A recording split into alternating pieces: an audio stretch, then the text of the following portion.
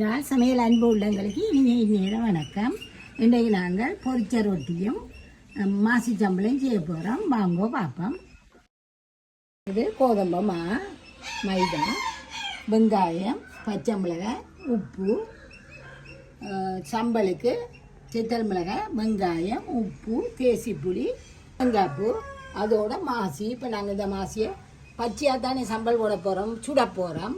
நெருப்பிறக்கா சுட்டுட்டு பேந்து இடித்து தூளாக்க போகிறோம்.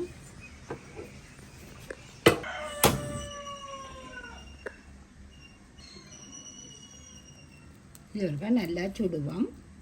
பச்சையாக சம்பல் போடுற வழியாக இதே நல்லா கழுவி உப்பு தண்ணிக்கெல்லாம் போட்டு எடுத்து வச்ச நாங்கள்.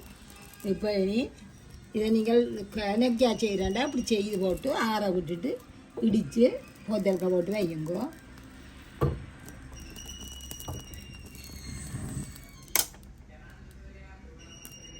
இதை நாங்கள் இடிச்சுன்னு தூளாக்குவோம்.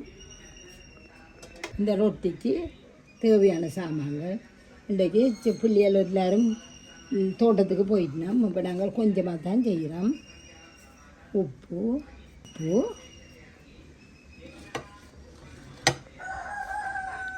வெங்காயம், பச்சை மிளகாய் எல்லாம் நல்லா கலவுறோம்.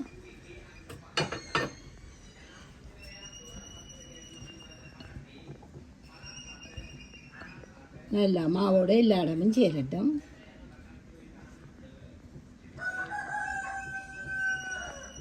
தண்ணியை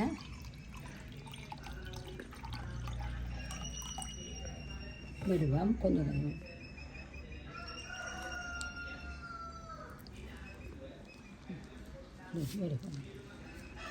கொஞ்சம் கொஞ்சமாக விட்டு கொஞ்சம் இந்த இறுக்கமாக இல்லை, பூரிமா மாதிரி எப்படி இல்லை, கொஞ்சம் நாங்கள் பழைய அம்மாக்கள் அந்த நல்ல சுடு உணவை ரொட்டி அது மாதிரி கொஞ்சம் தண்ணி பதமாக குழையுங்கோ.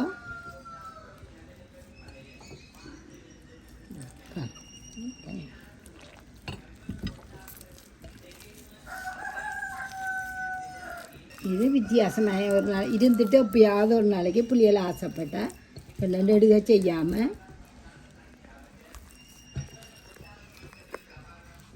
கொஞ்சம் எண்ணெய் பூசுவோம்.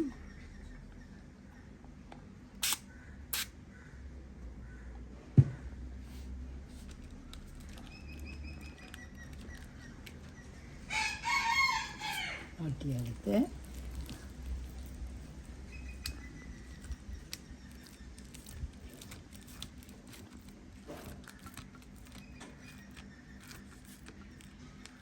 வட்டமாக தட்டி எடுங்கோ.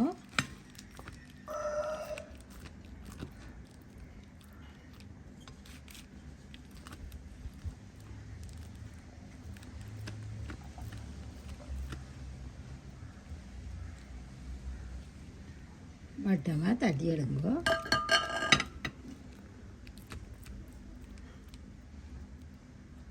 நாங்கள் அடுப்பையும் பற்ற வைப்போம்.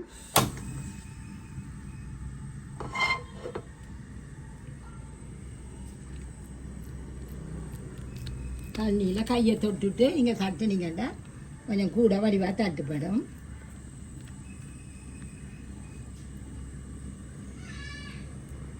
பொரிச்ச ரொட்டி தானே, அதுக்கு நாங்கள் கொஞ்சம் எண்ணெயை விடுவோம். நாங்கள் சாப்பிட்ற நல்லெண்ணெயை விடுறோம்.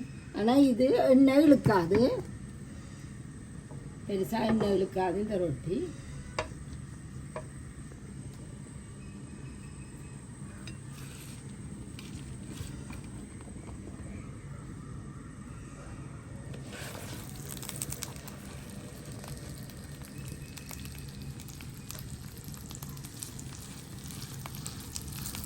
உங்களுக்கு மெல்லிசா வேணுமெண்டா இந்த நேரம் மெல்லிசா தட்டுங்க.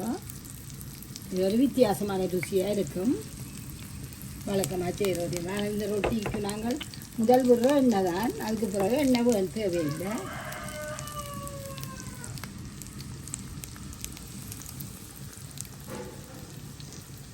பாருங்க எண்ணெய் விட்ட மாதிரியே இருக்குது.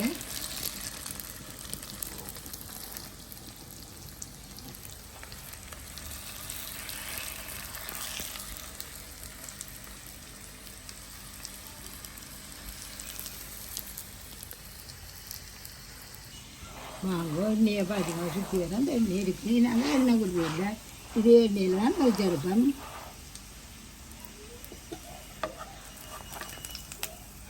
நல்லெண்ணெய் தானே உடம்புக்கும் கெடுதல் இல்லை. கணக்கு எண்ணெய் விட்டு ரெண்டு பக்கமும் நல்லா பொரிஞ்சிட்டுது.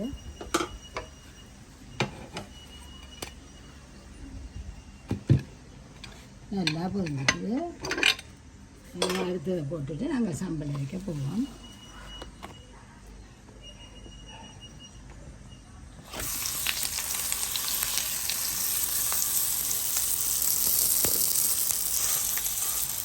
வீட்டில் வச்சு சரியாக தண்ணியை போட்டு நீங்கள் அகலமாக்குறாங்க. நம்ம இன்னும் கொஞ்சம் பெரிய வட்டமாக்கணும்னா ஆக்கலாம். தண்ணியை தொட்டு தட்டணும். இந்த எண்ணெய்க்கு அப்படி மாறி திருப்பி விட்டுட்டோம்னா பதிஞ்சிடும். நீங்கள் இடையில சரித்து அதுக்கேற்ற மாதிரி செய்யுங்க. ஆனால் தேவையில்லை, 2-3 தரம் விடவே தேவையில்லை.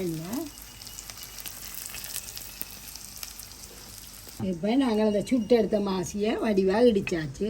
உரலுக்குள்ள போட்டு இடித்து எடுத்துட்டோம். இதை கப்புக்குள்ள போட்டு அரைப்போம். அதுக்குள்ள இதை சுற்றி விடுவோம்.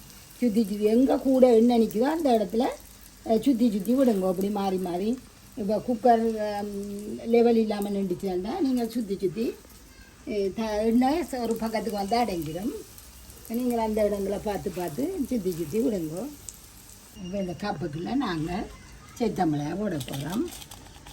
செத்தமிளகாய், உப்பு, இது ரெண்டையும் போட்டு நல்லா அரைச்சி கொண்டு வர போகிறேன்.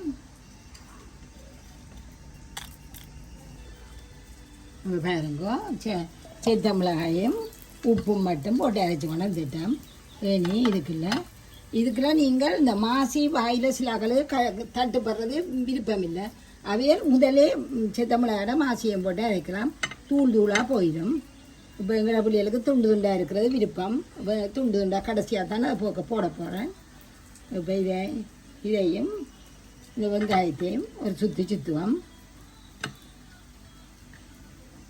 நீங்கள் எல்லாத்தையும் போடலாம். வெங்காயத்தையும் சுற்றி போட்டு இதையும்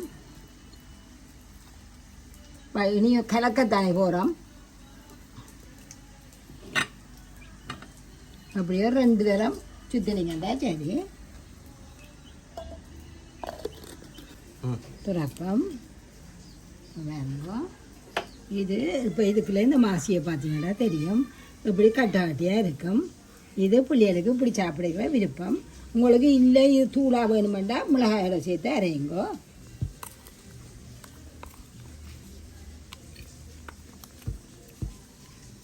எல்லாத்தையும் வலிச்சு போட்டு வடிவாக கலக்கணும்.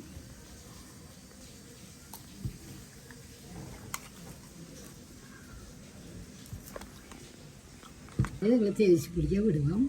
நல்லா கொஞ்சம் சுள்ளிட விட்டிங்கன்னா நல்லா இருக்கும்.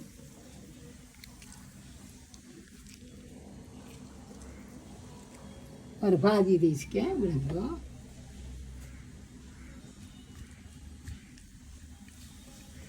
நல்லா கலந்து விடுங்க.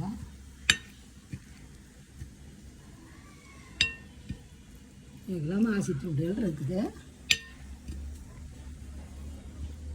இதே மாதிரி செய்யுங்க. இப்படியே வரும். இது ஒரு வித்தியாசமான ரொட்டி. சாப்பிடுக்கலாம் நல்லா இருக்கும்.